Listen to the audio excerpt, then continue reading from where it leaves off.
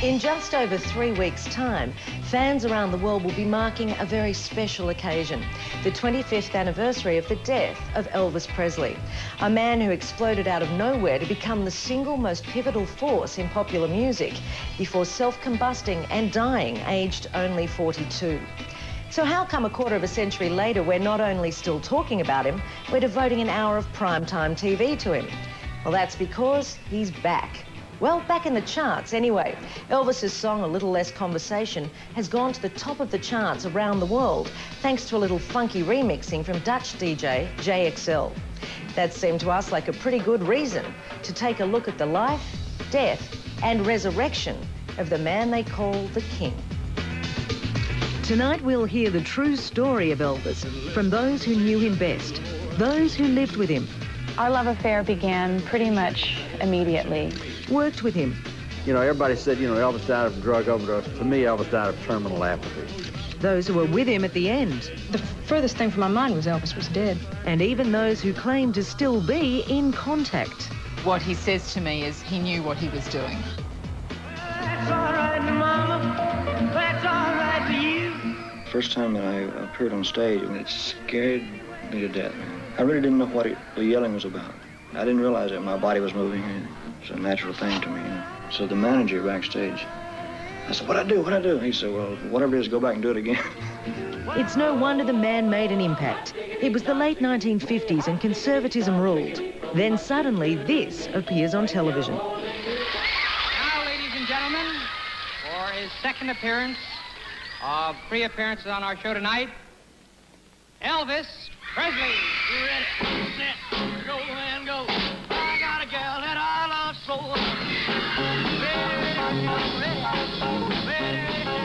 Elvis the Pelvis had arrived. His swivelling hip action decreed so erotic, many TV stations would only show him from the waist up. Thank you very much.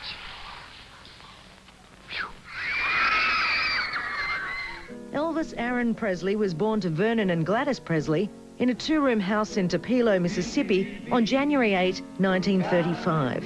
His twin brother, Jesse Garin, was stillborn, leaving him to grow up an only child and definitely his mother's pride and joy.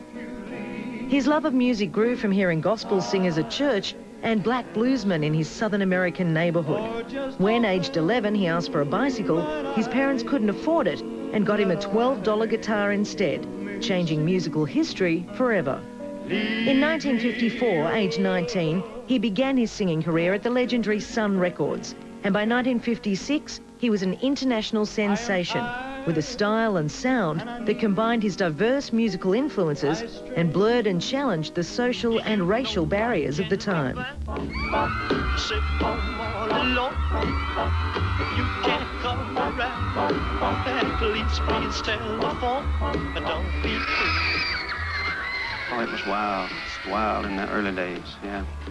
I have seen his clothes completely tore off, his shoes gone, just scratched all over, bleeding. Just wild fans, Really done meant to hurt him, but just wanted a part of his clothes or something. Hollywood, never slow to spot a sex symbol, snapped Elvis up, and he began making what would eventually become a catalogue of 33 movies that were box office, if not critical, hits. Love me tender, love me true, all my dreams fulfill. For my darling, I love you, and I always will. Just after shooting movie number 4, King Creole, Elvis received his draft papers, and the world's biggest star got a crew cut and joined the army. While in training in Texas, he got word his beloved mother Gladys had taken ill. He got emergency leave and spent a precious few days with her before she died, but returned to the army a devastated man. He was soon posted to Germany, but his career was kept alive by his mysterious new manager, Colonel Tom Parker, who used promotions and new releases to keep Elvis fever going strong. While in Germany, Elvis met a 14-and-a-half-year-old girl called Priscilla Bayeux, who would one day become his wife. Following his discharge in 1960, Elvis resumed his career and spent the decade making some of his biggest hits and movies, including Blue Hawaii, Kissing Cousins and Viva Las Vegas. What I call a real sporty model. All the while, he was wooing the young Priscilla. Coming up, Elvis breaks the hearts of tens of thousands of female fans around the world by popping the question. And the sordid truth behind the superstar facade. He would have Coke, a liquid Coke that was just phenomenal. In Las Vegas. 9 months later, on February 1st, 1968, their first and only child, Lisa Marie, was born. At that time, when I was very young, and a lot of people really don't know what a famous celebrity goes through, there's no way until one starts to live it themselves. And I feel that I can now look through his eyes. Home life was good, but a string of mediocre movies had sent his career into a tailspin. So in 1968, a comeback TV special was put together that got him rave reviews and turned his career back around. Well, since my baby left me, well, I found a new place to dwell. Well, it's down at the end of Lonely Street. It turned out to be a pivotal performance in Elvis Presley's career, because when that show at last aired and was this incredible ratings surprise smash, everyone remembered, oh yeah, that's why we loved Elvis Presley. And he still has it, after all. His confidence restored, Presley and his manager, Colonel Tom Parker, decided to roll the dice in Las Vegas. When Elvis worked the place, it was not a show, it was a happening.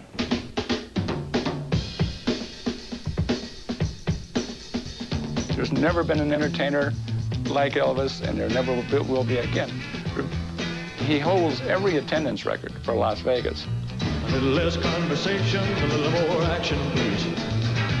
All this aggravation ain't satisfaction. He went in there and just exploded. He literally tore the town apart. Las Vegas was tailor-made for Elvis, who liked to sleep all day and party all night. With the help of his friendly doctors, it was the beginning of a long downward spiral for the king. It's a groovy night, and I can tell you how he took injections of what he tossed off as vitamin B12, but they were also amphetamine spoons. He used to take them a lot before he did a show. Yeah, I remember he got started on them heavy in Vegas. There was a doctor who would come up before every show and give him a shot. Presley's pursuit of drugs knew no limits.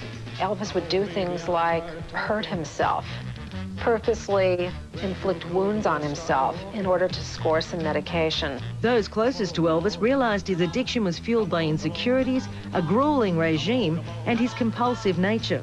Elvis had such an addictive personality. If it hadn't been for drugs, it could have been food. He's just one of those people who, you know, if he liked a cigar, he'd suck the tobacco out of him. He had an uncontrollable addiction, a problem. Uncontrollable was an understatement. By 1970, 35-year-old Elvis was consuming massive quantities of prescription drugs, and they started to cause some bizarre behaviour. In December 1970, Elvis flew to Washington, D.C. on a whim and showed up at the White House, asking to see President Richard Nixon. Within hours, he was in the Oval Office. Elvis was high on prescription drugs for their entire meeting.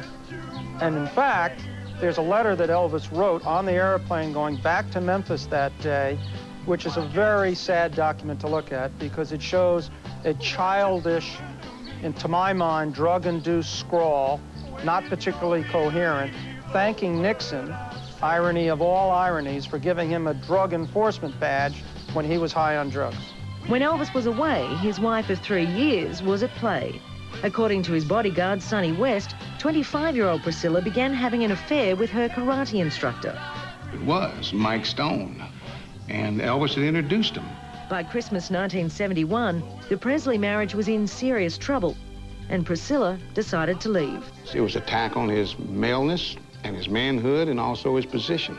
I mean, everyone wanted to be Elvis's wife or girlfriend, and here's one that's walking away from it. Presley's personal life was a mess, but his popularity was at an all-time high. 37-year-old Elvis basked in the adoration, and 1 month later, he basked in the presence of 22-year-old Linda Thompson. I met Elvis July the 6th, 1972. At the time, I was Miss Tennessee, and at the time, he was Elvis. And I was invited to go to a movie theater after closing hours and to meet him. Our love affair began pretty much immediately. Now it was time for the next career milestone, a live by-satellite televised concert that would be seen by 1.5 billion people. It was time to get in shape. He stayed away from pills. He had gone out, laid out in the sun to get a good tan so he'd look real good. He lost a lot of weight. He stayed straight. The rehearsals were fantastic.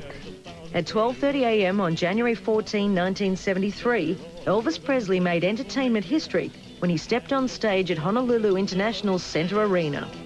We opened the show with Morse code. Elvis from Hawaii. Elvis from Hawaii. Beep, beep, beep, beep, beep, beep, beep, beep. More than 1.5 billion people on upward saw this show. Why was it so great? It was the first show that ever went around the world. I had no idea that Elvis was going to throw his cape into the crowd. And it was his moment before leaving the stage. And it was a big time, big moment. The crowd gave Elvis a natural high, a feeling he wanted desperately to maintain. He did by going back to popping pills. It was a bigger letdown than just ending a tour or ending an engagement on stage because of how the magnitude of what that concert represented. He had taken some stuff that he hadn't been taking for quite a while. And that's really the point where things start getting worse. Oh, he was screwed up. He got back on his stuff, man, you know, and he was up there ripped. Elvis tricked himself into believing that he didn't have a drug problem.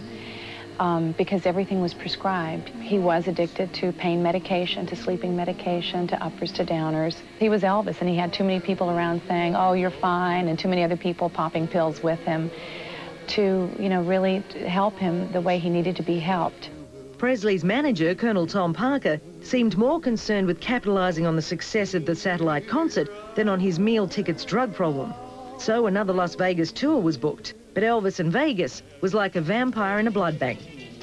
Vegas, and I mean this from the bottom of my heart, was the single most destructive happening to Elvis that ever was.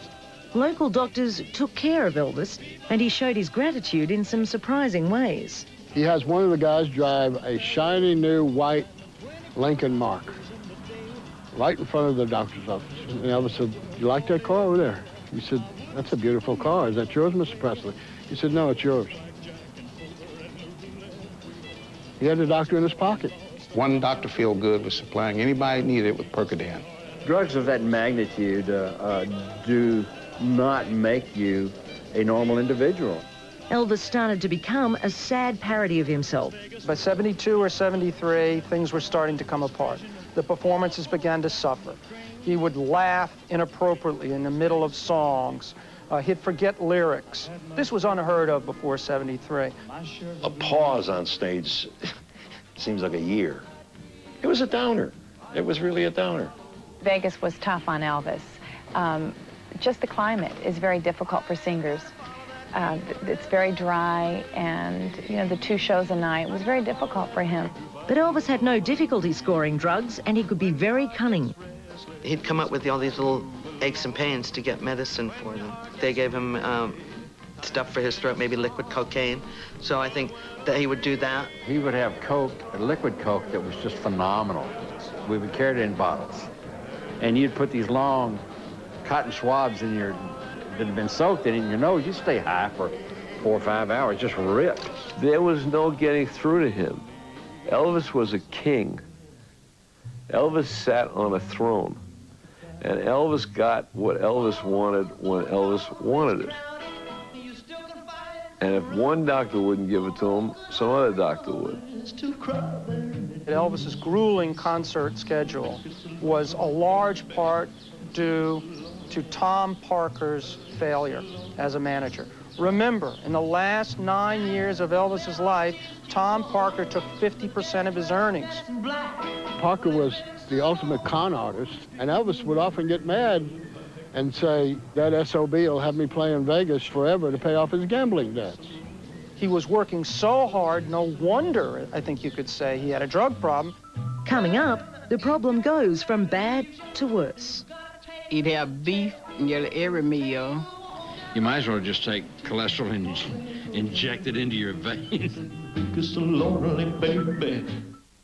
8:30 tomorrow, it's time for celebrity nominations. Will our divas dish out the dirt? Will Big Brother accept their reasons? It is a reason, it is. And who will be the first celebrity? A lot of people didn't know it, but he had a girdle on under his jumpsuit. And at the biggest live concert of his career on New Year's Eve 1976, the jumpsuit finally lost the battle with the bulge.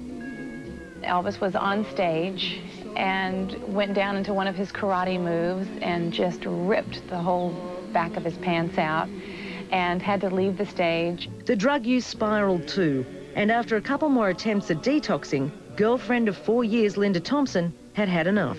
I left and I knew I probably wouldn't see him again alive. It was very difficult to leave because I had to make a decision. I either stay and age very quickly, or I die of stress, or he dies anyway, and I'm here to witness it. You know, I can't keep him alive forever. I can't do this forever. So I had to leave him knowing that probably nobody would be foolish enough, really, to care for him the way that I had, and that he would probably end up dying in a short period of time. Elvis couldn't be alone, and soon hooked up with a 20-year-old former Tennessee beauty queen named Ginger Alden. She couldn't be a mother figure to him. She wasn't on the same mental or intellectual level. She wasn't as experienced. She was a trophy. Nevertheless, she toured with him and returned to Graceland, where the lifestyle was sleep all day and party all night. I've seen him fall asleep in an upright position. He couldn't eat any solid foods because when you're Class A narcotics, you like nothing but sweet things. He would eat 8 to 10 honeydew melons in the morning trying to get sugar, and he would eat a pile of popsicles because it's all they could handle on his stomach. But Colonel Tom Parker was determined to keep the show on the road and planned another big TV special. On June 19, 1977, Elvis went on stage in Omaha, Nebraska. He looked terrible and sounded worse. I saw it and I cried. I had tears in my eyes and I was mad. Madder than hell that Vernon and Colonel Parker would allow CBS to show that. But he had one more show to do on June 26. It was his most inspired and energetic performance in years, and it turned out to be his last. After his last song, he brought his father up on stage and introduced him to the crowd. He almost never did that. It was like he was saying goodbye. Coming up, Elvis's last day. The furthest thing from my mind was Elvis was dead. There was no way. Everybody was screaming and hollering and crying. On Monday, August 15, 1977. That's when Elvis got up and had breakfast. As he had a new tour starting in 2 days, he was on a crash diet. Well, his sort of crash diet. Wanted to lose weight, it was like, hey, Jell-O sounds good, or grapefruit sounds good. So he'd eat a ton of grapefruits and 300 pounds of Jell-O, and he thought that would lose weight, and it didn't. He couldn't understand why. Later that day, he played with 9-year-old Lisa Marie, trying unsuccessfully to get a copy of the new Star Wars movie for her to watch.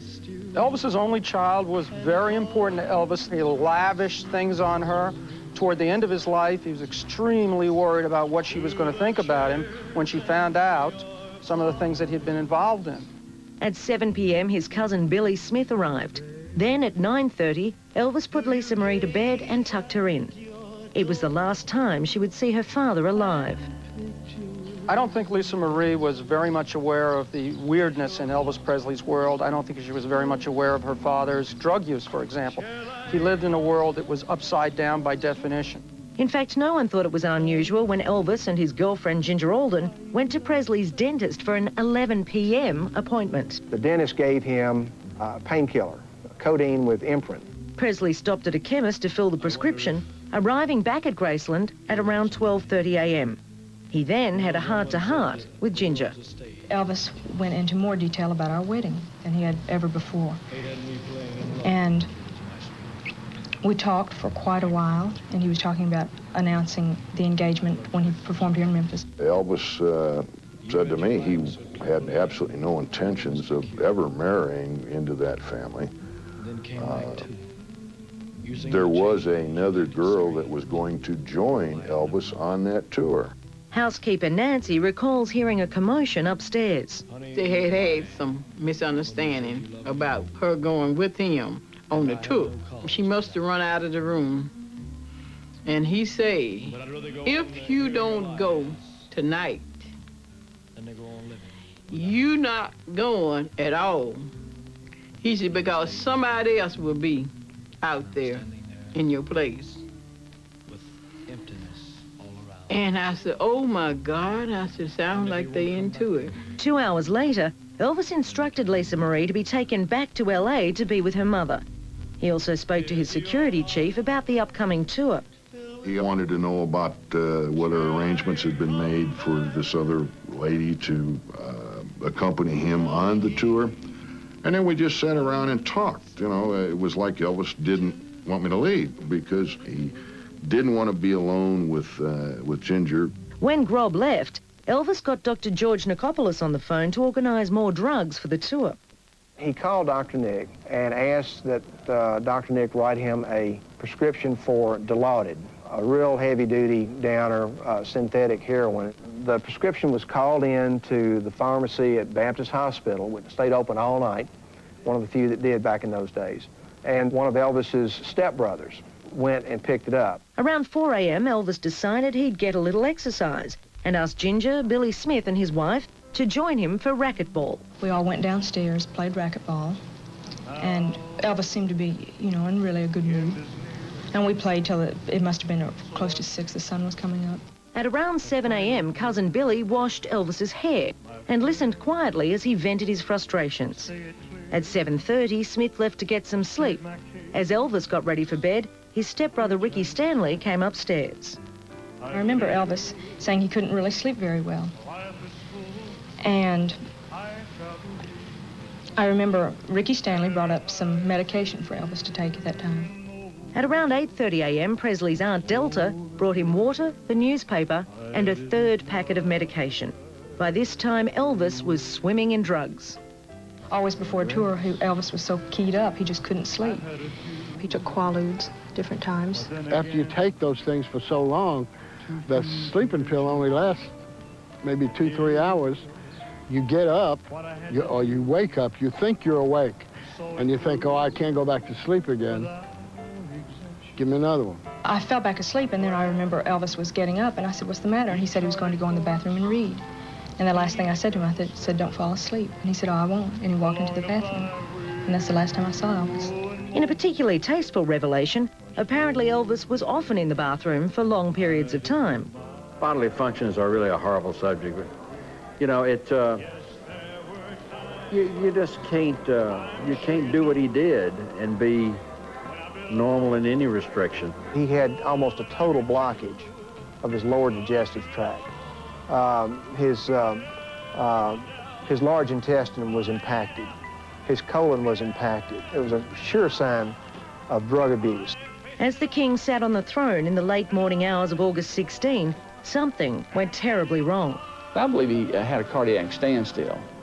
That would be a painful event. That'd be like a heart attack. A few hours later, just after 2 p.m., Ginger woke up and called out to Elvis. When she got no reply, she opened the door to the bathroom. I walked in, and I looked at him for a second, and I thought, oh, he's hit his head. But I immediately, when I turned Elvis's head over, I knew I'd never seen him look that way before. So I immediately went to a state of shock, and I thought for a few minutes, and the furthest thing from my mind was Elvis was dead. There was no way. Immediately, I picked up the phone, I called downstairs, and one of the maids answered. When she said something bad has happened, and she was crying. So I pushed the telephone down, and I go upstairs. But not through the black doors. I walked down the hallway that looked through his dressing room area into his bathroom. And when I saw him, with his face, beard kind of down in the carpet, and half dressed, I come back downstairs. And by that time, another bodyguard was coming in the door. And I started screaming, hollering for this bodyguard to go upstairs and see what has happened. People began running up and down the stairs. Vernon showed up and said, oh, my boy is dead. Even little Lisa Marie came in from a nearby bedroom and wanted to know what was wrong with her daddy. Members of the entourage were going in all directions. They were trying to reach Dr. Nicopolis. They called for an ambulance. I'm the one that let the paramedics in. Dr. Nick showed up at the mansion about the time the ambulance is getting ready to leave, and he hops in the back. The medical personnel in the ambulance described the scene. They saw an assortment of drugs in the bathroom and said that they would come back for those. Elvis was rushed to Baptist Memorial Hospital, but all the King's horses and all the King's men couldn't put Elvis together again. He was pronounced dead at 3:30 p.m., August 16, 1977. After Elvis was pronounced dead, Marion walked over and kissed him on his forehead. When the Harvey team was over and everybody disbanded, I went back in the room and wiped his face with a cloth and brushed his hair out of his eyes and told him goodbye. And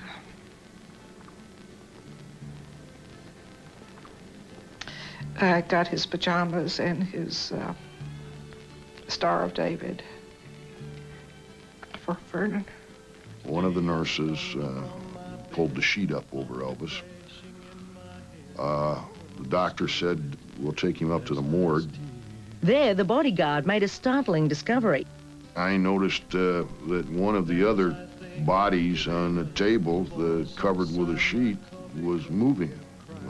That didn't strike me as being what was normal, so I went over there, and lo and behold, there's a photographer there, a paparazzi there, covered up with a sheet. Meanwhile, at Graceland, there was another discovery. When they got back, you know, the drugs all disappeared. The bathroom had been sanitized. I was told to wrap it all in newspaper and put it in a bag and put it out there in the waste. Elvis's body was taken for embalming and then back to Graceland. At 3 p.m. the next day, the family announced the public would be able to pay their respects to Elvis. From 3:30 until 6 p.m., 20,000 people filed past the coffin. Another 50,000 were left waiting in line when the gates closed. Meantime, tributes poured in. There were telegrams all over the bed from the Queen of England and the President of the United States and the Premier of this and the Prime Minister of that, and, you know, people from all over the world, all walks of life, every movie star, everybody. On Thursday, August 18, after a private memorial service for 200 at Graceland, pallbearers carried the coffin to a white Cadillac hearse. We picked the casket up. It was like a Caterpillar tractor. It was so heavy. I said, this son of a bitch tried to kill us when he was alive. He's still trying. Some 80,000 lined Elvis Presley Boulevard to watch 16 limousines file past in the funeral procession. I never saw anything like it. It was unbelievable. They were lined in the streets, you know, 20 deep, kids, adults, little babies. He was laid to rest in Forest Hills Cemetery, but after grave robbers tried to steal the casket, he was taken home to Graceland. Coming up, life after death for Elvis. I always felt this connection with Elvis ever since I was 5. With Elvis Presley's death came a strange rebirth. The man who had been so all-conquering in life became even more so in death. A billion-dollar memorabilia industry cropped up. His albums walked off the shelves even faster than they had before. And a brand new profession, that of the Elvis impersonator, was born. The man had become the icon. And for some, he even became a figure of religious significance. Meet the Presbyterians. Elvis was something special. He really was. I don't want to be sacrilegious, but he's Jesus-like. Around the world, sects have formed to worship Elvis as a deity. There's the First Church of Jesus Christ Elvis, where the congregation create You Ain't Nothing But a Hound dogmas and worship at the Sacred Heartbreak Hotel. Vernon was so nervous, waiting for this baby to be born, that he walked outside to have a cigarette. He said the wind was blowing and it was freezing cold, and I lit up a cigarette and I looked up and I thought I saw a blue light over the house. Given that Elvis was born in a house little bigger than a stable, followers go on to make more comparisons between Christ and Elvis. For instance, they're both Capricorns. Jesus' entourage, the Apostles, had 12 members. Elvis' entourage, the Memphis Mafia, also had 12 members. And let's not forget that while Jesus is the Lord's shepherd, Elvis dated Sybil Shepherd. This is a piece of mortar stone from the office of the gentleman, the doctor, who delivered Elvis and his twin. This is the powerful Elvis prayer candle. And on the back, the prayer reads, "Accept my fervent and sincere prayers that through your great power, I will have the strength to endure various Elvis impersonators. Help me to always remember the King's magnificence. Amen." The First Presbyterian Church of Elvis the Divine. Now, this again, I'm sure it hasn't started off as a full-blown church, but as people invest more time into it, it actually starts to take on its own life. To be honest, it reminds me of the evangelical church. You invest yourself, your own energies, and people start to take this progressively more serious. In fact, what they're starting to do are some quasi-religious practices. They go to see the Elvis impersonators, the high priests of the new religion. My name is Tommy Foster. I'm the Reverend of the First Church of the Elvis Impersonator. Every Valentine's Day is a big deal around here. We marry from 16 to 30 different couples, you know. It just it evolved, you know, some sort of a way to this, to where now I've got a wedding chapel and a church in the window and shrines to him, and fans come from all over the world.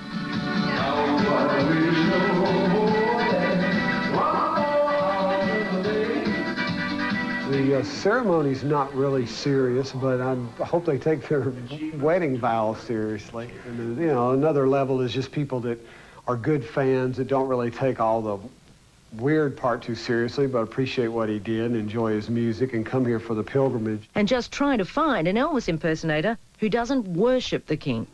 I do Elvis because I want people to know what that man was all about. You know, the kindness, the giving, the sharing, never forgetting where he came from. And Elvis was English, Irish, Choctaw, and Cherokee Indian, and I'm English, Irish, Cherokee, and German, and our birthdays are 5 days apart. So I always felt this connection with Elvis ever since I was 5. And to me, it's nothing more than a gift that God has given to me. The key to bringing that character on stage live is becoming him and feeling what he felt and sharing it with the audience. You know? 'Cause honey, you know I would never lie to you. Well, maybe once in a while, you know. When the real Elvis passed on, he left an estate valued at around $6 million, and it was all Lisa Marie's. But since she was only 9, Elvis's father Vernon took charge. When Vernon was getting close to death, he made Priscilla the executor, and I think it was one of the best and one of the few good business decisions Vernon ever made, because Priscilla then hired professional people to manage the estate. Priscilla turned the estate into a billion-dollar business, and Graceland into a tourist destination that attracts 600,000 visitors a year. Welcome all of you to the home of the greatest entertainer that ever lived. There are 625 active Elvis fan clubs around the world, and the King even manages to stay touring with 30 of his former bandmates via the magic of the big screen. What you have done.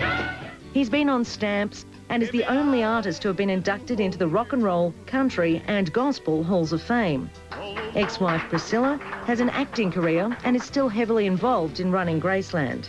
Elvis loved his fans very, very much, and I think that he would have just been totally overwhelmed by all of your support. Daughter Lisa Marie has been married twice, once briefly but famously to Michael Jackson, and has produced 2 Elvis grandchildren. She's currently dating actor and sometime Elvis impersonator Nicolas Cage. And every year on the anniversary of his death, there's a sacred pilgrimage of fans to Graceland. Right, one big, happy, peaceful family, the way the whole world should be. But what about the King himself?